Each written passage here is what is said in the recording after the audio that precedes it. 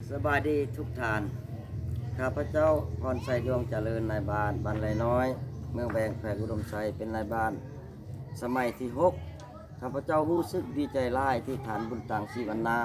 พนักงานบำนาญมาจากนครหลวงเวียงจันทร์มานำพาชาวบ้านไรน้อยพวกเขาสร้างอนุสรณ์สถาน และข้อมูลเชื่อเพื่อจะลึกถึงคุณงามความดีของนักปฏิวัติที่ได้เสียสละชีวิตในปางสงครามอยู่บ้านไรน้อยเฮานี้ถูกศัตรู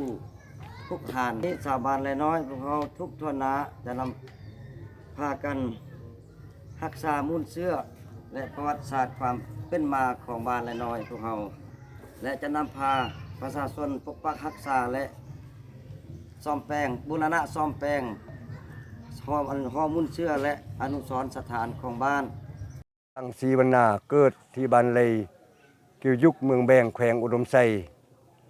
ข้าพเจ้าได้ไปเป็นทานที่เป็น159อยู่เวียงจันทร์ถึงปัจจุบันนี้ข้าเจ้าก็มาบ้านมากับบ้านเกิดเมืองนอนของตนเองฉะนั้นแหละข้าพเจ้าได้ชี้นำผ้าเฮ็ดให้ประชาชนพร้อมกันสร้างอนุสรณ์และสร้างข้อมูลเชื่อจนสำเร็จขั้นพื้นฐานไว้ให้ประชาชนและลูกหลานสืบทอดต่อไปในอนาคตดังนั้นข้าพเจ้าเรียกร้องมายังพ่อแม่ประชาชนบ้านไรน้อยทุกคนจงพากันปกปักรักษาและขยายเฮ็ดให้มูลเชื่อของพวกเฮานี้ยืนยงคงตัวไปตลอดไปและเฮ็ดให้เป็นบุญธรรมบุญเทียนให้แก่ลูกหลานของพวกเฮาตลอดไปอันนั้นจิตใจของลุงคือจังซั่นฉะนั้นอวยพรให้ลูกหลานชาวบ้านไรทุกคนจงมีสุขภาพแข็งแรงมีอายุมั่นขวัญยืนและพร้อมกันสำเร็จทุกนาทีปกปักรักษาเศรษฐศาสตร์บ้านเมืองให้อยู่ดีมีสุขเฮ็ดให้พร้อมกันสร้างสาเฮ็ดให้ชีวิตครอบครัวของแต่ทุกคนจงมีกินมีอยู่และหังมีร่ำรวยตลอดไปเด้อขอบใจข้าพเจ้าเนาะชื่อและนามสกุลเสียงเพลงควันละตีข้าพเจ้าจะได้นำมาเสนอเกี่ยวกับประวัติย่อการก่อสร้างโฮมบุญเชื่อบ้านไรน้อยของพวกเขาเนาะในต้นปี 2022 พวกข้าพเจ้าได้รับการชี้นำจากลุงตังและได้รับการมอบหมายจากอำนาจการปกครองพ่อแม่ประชาชนซึ่งได้ระดมทุนฮ้อนในจำนวนหนึ่งสนทบกับเพื่อแหงประชาชนหมดบานในนั้นข้าพเจ้าโกเมนผู้หนึ่งที่ได้ชี้นำช่วยออกแบบและนำพาประชาชนก่อสร้างหอมูลเชื่อแต่วันที่28 เดือน 6 ปี 2022 จนสำเร็จขั้นพื้นฐานประมาณ 90% เนาะมีผู้ใจบุญอุปถัมภ์จำนวนหนึ่ง มีมูลค่าการก่อสร้าง เป็นเงินสดจำนวน 12,800,000 กีบรวมผู้ใจบุญอุปถัมภ์และแรงงานประมาณ23 ล้านกว่ากีบข้าพเจ้าเห็นผลสำเร็จครั้งนี้เป็นผลงานที่สำคัญของประชาชนพวกเขานับแต่มื้อนี้เป็นต้นไปประชาชนพวกเขาควรปกปักรักษาและพันธุ์ขยายให้ลูกหลานได้เรียนรู้สืบต่อในอนาคตเนาะและกระท้ายนี้ข้าพเจ้าเนาะขอถือโอกาสวันบุญปีใหม่นี้อวยใส่ให้พรบรรดาท่านผู้ชมเนาะจงมีสุขภาพเข้มแข็งต่อหน้าที่เวียกงานเนาะขอขอบใจข้าพเจ้าเองชื่อดวงคำและพร้อมด้วยครอบครัวดวงคำที่สงครามและก็ข้าพเจ้าเองมีบ่มีหยังมีแต่อุปถัมภ์มันประตูใหญ่นี้อย่างเดียวประตูใหญ่นี้อย่างเดียว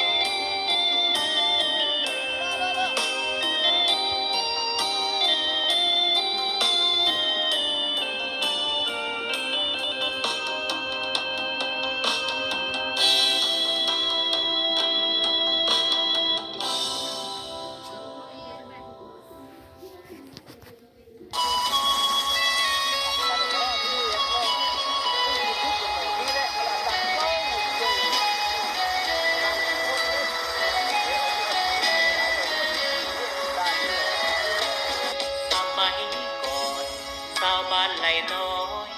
ดีกินดีมีความสามัคคีดำรงที่มีด้วยความสุขสันต์พวกชนบ้านไหลใจฝดซึ้งสร้างสาธิตฐาน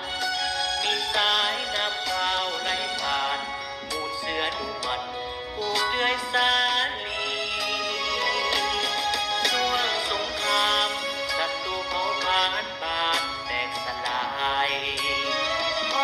รมานฆ่าตายเพื่อนสหายคนดีหลักแหลกเกณฑ์สารคือประหารดับสูญชีวีครอบครัวพันภาคอย่างนี้ความเครียดแค้นบ่มีวันลืมย้อนใจฮักษาต้องเดินเข้าป่าเพื่อหาหนทางหวังพบแสงสว่างเป็นทหารเป็นนักกู้ซาต้านพวกอัฟรีต้านคนบ่ดีโหดหายอนาภารกิจในป่าวัดศาสตร์ถึงใจจะขาดขอให้ชาติยืนยงภายหลังปลดปล่อยสาวบ้านไหลน้อยกับพื้นดินฐานผู้ไปเป็นทหารสร้างวีรกรรมเพื่อชาติมั่นคงห่วงสุนบ้านไหลสร้างทินฐานเจะเดินวิไลจะได้คุณลูกหลานบ้านไหลได้ปึ้งสีคำชาติลาวตลอดไป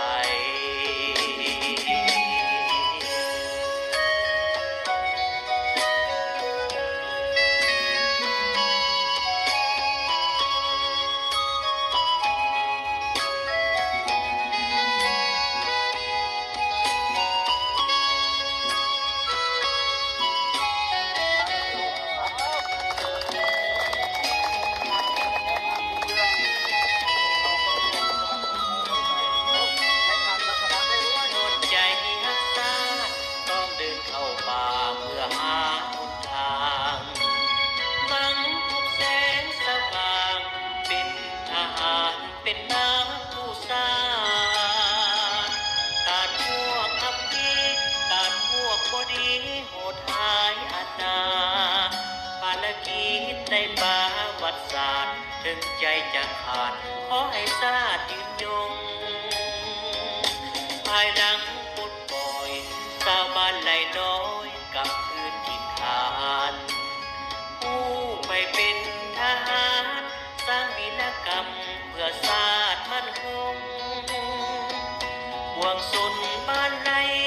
สร้างถิ่นฐานเจะเดินวิไลจะนึกบุญลูกหลานบ้านไหลได้ปึ้งสีคำชาติลาวตลอดไป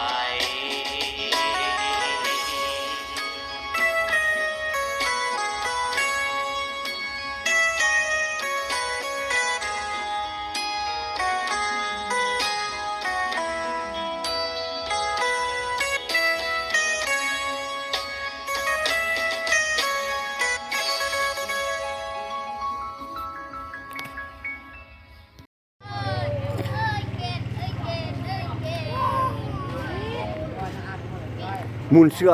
หอมมูลเสื้อของบ้านไรน้อยเนาะเฮ็ดแล้วประมาณผมชื่อว่าประชาชนบ้านไรน้อยร่วมแรงร่วมใจกันเฮ็ดมื้อนี้ก็บ่แม่นฉลองเพียงแต่ว่าเฮาเฮ็ดคันที่2ซ่อมแป้งตัวเก่าให้มันดีกว่าเก่าเท่านั้น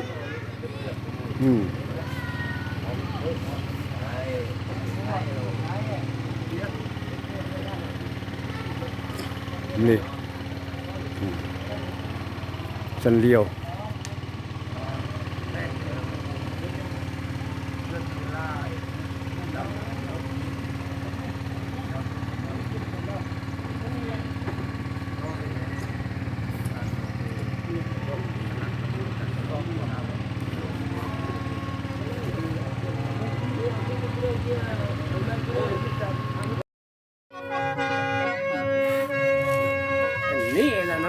nó nữa nó tin cười phúc ai nào nó nữa em cái nó ai đừng nữa อืม กูก็เป็นmới rồi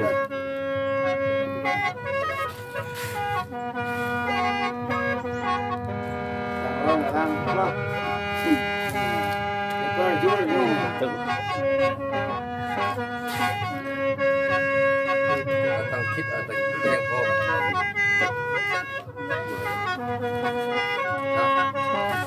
ฉลาดเ